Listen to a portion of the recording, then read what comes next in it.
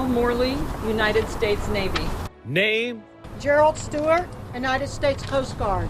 after name. And my mother's beloved husband, Dwight Angel, United States Navy. 11 in all. And my beloved grandfather, Lloyd Smith Jr., United States Navy. Names etched in the memory of military families, but left off the stone remembrance wall in Washington. It's a memorial dedicated last summer to honoring veterans lost during the Korean War. This means a lot to family members, and for it to be wrong, it's just horrendous. And it's such a slap in the face to those that were lost. So devoted is Terry Mumley to sharing the service, sacrifice, and dishonor of Navy veteran Lloyd Smith Jr. Your grandfather should be honored. He's not. He's not. He's not honored. He's forgotten. Back home in East Tennessee, the Army veteran showed I us. said, yes, the story is tattooed on my arm. And this represents Taiwan and then China here and where they were shot down. The story of her grandfather, a man she never met, covers her right arm. I want my grandfather's name on the wall of remembrance for the Korean War. It's that simple. It's that simple. I feel that our government has let us down.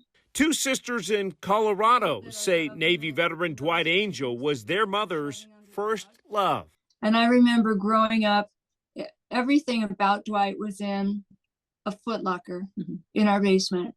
And whenever she pulled that footlocker out, her eyes changed. They became sparkly. Megan, what do you think? Why is Dwight's name not on the memorial wall? I think it's the bureaucratic red tape. Dwight Angel was among the 11 men declared missing or dead after two planes, one Navy, one Coast Guard, crashed on the same day in almost the same spot 70 years ago on a dangerous mission during the war in Korea. The news came in the form of a letter to families, including one to the mother of these two sisters. And I think about how she lived with that every year of her life after this happened, that the day before her birthday was always the anniversary of her loss of Dwight. And she never went to celebrate her birthday after that. No, she was never a big birthday celebrator.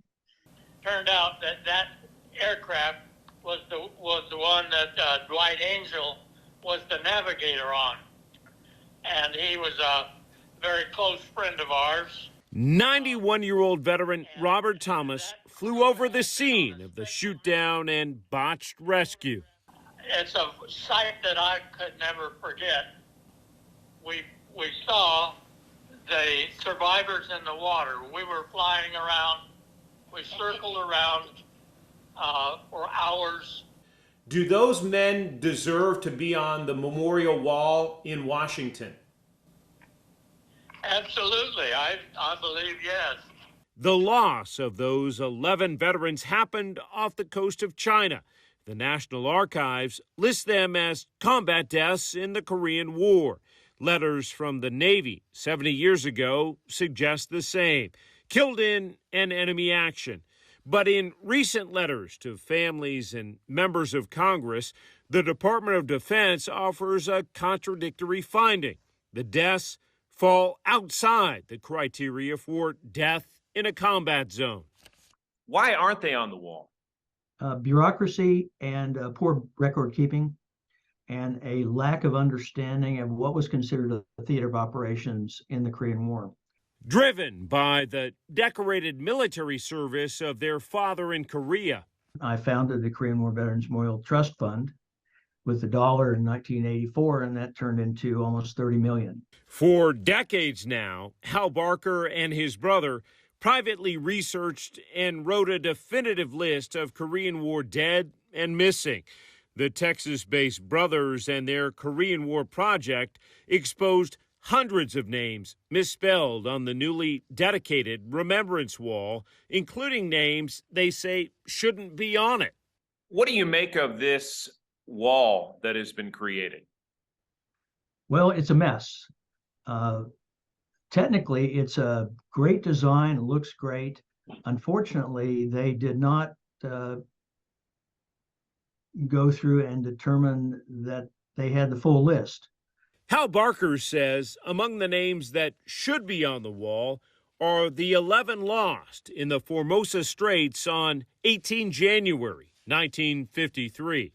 For history, it's a bookkeeping error. For these families, it is heartbreak. Yes, it is. And there are approximately 500 similar cases. In what is known as America's Forgotten War, the names of 11 veterans killed during that conflict remain in danger of fading into history. Who bears the blame for that? Department of Defense and the Korean War Veterans Memorial Foundation. Terry and Megan spent the 70th anniversary of that shoot down, rescue, and loss in front of this memorial, and a stone wall, they say, remains unfinished.